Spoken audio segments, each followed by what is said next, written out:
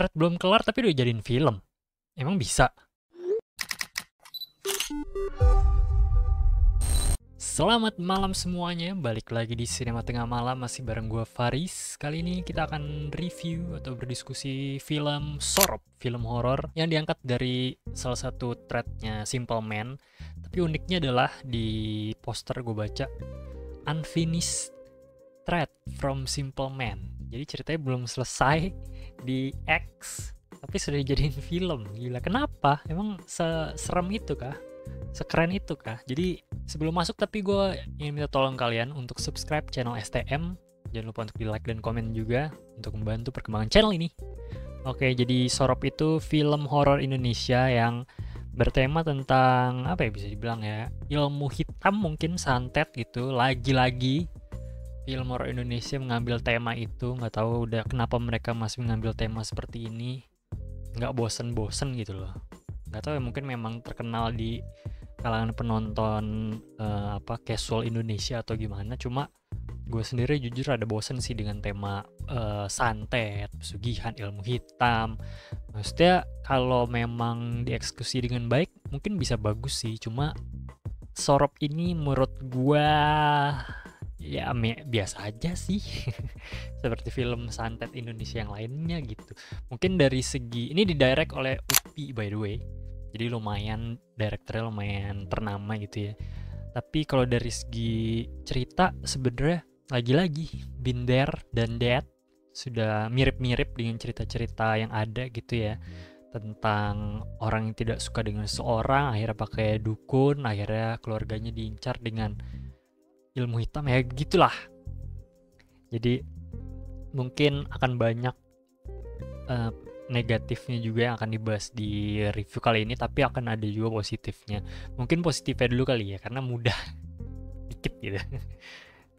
Gue mencoba untuk tidak kasar gitu menyampaikannya ya, sebisa mungkin. Karena positifnya acting satu, beberapa actingnya believable dan apa ya, nggak over the top gitu ya. Mungkin nggak semua karakter, nggak semua aktornya gitu ya. Yang aktor ciliknya mungkin, tapi bisa dipertanyakan gitu yang aktor ciliknya. Cuma ya kita bisa maklumi sedikit lah gitu. Tapi kalau dari segi casting lumayan sih, gue lumayan lumayan terpukau juga dengan castingnya. Kan jadi ada karakternya yang sudah dewasa sama masih kecil diceritain di film ini, dan castingnya mirip sih dua-duanya. Keren itu mencari castingnya, sorry. Dan yang selanjutnya yang gue suka adalah beberapa horornya, scene horornya atau jump scare-nya itu beberapa ada yang bagus dan menyeramkan gitu ya. Mungkin dari segi hantu sebenarnya nggak begitu serem, tapi gue suka kesimpulan hantunya yang biasa gue suka ya, perempuan dengan wajah pucat dan hitam di sekitar matanya dengan ekspresi yang nyengir atau teriak, itu udah cukup menakutkan buat gue sih. Dan di film ini memakai hantu seperti itu. Tapi ada beberapa jump scare atau scene horror yang menurut gue oke sih di film ini. Kayak salah satunya, gue berusaha untuk tidak spoiler, adalah mereka menggunakan amati tiru modifikasi dari scene The Grudge yang di selimut. The Grudge atau apa sih yang versi Jepangnya guys, gue lupa. Ju-on ya kalau nggak salah ya, yang ada hantu di bawah selimut. Tapi di sini dimodifikasi jadi lebih antisipasinya lebih lama gitu ya. Terus juga jump scare-nya dibikin sedikit di delay, jadi kita benar-benar nggak tahu expect kapan hantunya akan jump scare gitu. Tapi antisipasinya bagus sih, dengan ngelihat hantunya dulu serem, lagi merangkak aja, itu serem sih hantunya merangkak dulu, jadi kita antisipasi anjir mau kemana nih, terus dia ke depan kasur kita, terus ya gitulah. Kalian harus nonton, itu bagian situnya epic sih untuk jump scare-nya. Terus juga ada beberapa horor yang antisipasinya oke gitu ya, kayak beberapa ada juga menggocek, terus ada efek jump scare-nya. Tapi sayang banget menurut gue, kayak beberapa pertama kali gue ngeliat tuh kayak wah mantap nih jump scare-nya nih, kayaknya bagus nih, mereka mulai kreatif dengan jump scare. Tapi semakin ke belakang gitu, semakin film berjalan kayak diulang-ulang gitu. Padahal di awal gue udah lumayan optimis sih, kayak wah nih jump scare-nya kayak bagus nih, kali ini kreatif gitu, meskipun misalkan ceritanya biasa aja gitu ya, tapi jump scare-nya lumayan lah. Tapi ternyata pas di ending malah diulang-ulang. Itu sih mungkin nilai minus ke jump scare-nya gitu. Kayak ada beberapa angle dan formula yang diulang-ulang menurut gua, kayak panning set ya kan, nggak ada gitu-gitu diulang berkali-kali. Terus juga jump scare-nya apa ya, kayak nggak ada porsi yang tepatnya kadang-kadang gitu. Oh ya, kita udah kasih lihat jump scare yang pakai center misalkan, nengok ke sini terus ada.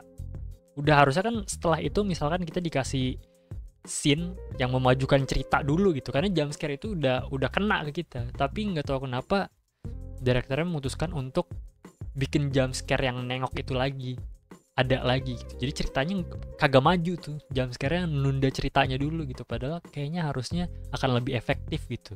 Itu mungkin kritik gue ke jump scare-nya kali ya. Dan udah sebenarnya kecewanya di situ gue. Sama satu lagi mungkin apa ya, karena memang tema dukun-dukunan itu sudah boring menurut gue rada boring aja sih nonton film horor Indonesia yang temanya dukun ilmu hitam gitu. Apalagi kalau ceritanya nggak beda jauh sama film-film dukun lain gitu. Itu satu. Terus juga apa ya, plot twist sih. Film ini tuh mencoba untuk plot twist, cuma nggak tahu kenapa film Indonesia tuh gampang ketebak plot twistnya. Mungkin karena memang alur ceritanya mirip-mirip gitu, jadi kita udah tahu arahnya mau kemana gitu. Jadi sayang aja sih mereka mencoba untuk plot twist tapi kita sudah bisa melihatnya gitu. Dan misalkan kita nggak bisa melihatnya pun itu nggak shocking banget gitu. Terus pas kita udah tahu paling oh jadi selama ini dia, ya oke gitu. Itu sih kurangnya. Satu lagi terakhir mungkin ya, ini kita review cepat aja lah karena gue menyampaikan poin gue tadi semuanya udah cukup jelas gitu. Terakhir adalah nilai yang bisa diambil sih. Gue jujur rada bingung gue pas nonton, gue membawa pulang apa gitu setelah nonton film ini, film horor. Maksudnya gue nggak mau spoiler, gue takut spoiler sih karena sebenarnya ada satu yang mau gue ini tapi itu berkaitan dengan endingnya gitu. Cuma yang mau gue bilang mungkin nggak ada yang bisa diambil dari film ini karena semuanya sudah mungkin ada ya, misalkan gue bilang kayak gini deh, yang kita bisa ambil dari film ini adalah jangan punya hubungan dengan dukun lah. Itu tidak baik karena itu hanya akan merugikan kalian. Ya iya, itu yang bisa kita ambil, tapi itu sama dengan nilai-nilai yang kita ambil dari film-film dukun lainnya gitu, nggak ada yang beda. Jadi kayak buat apa gitu.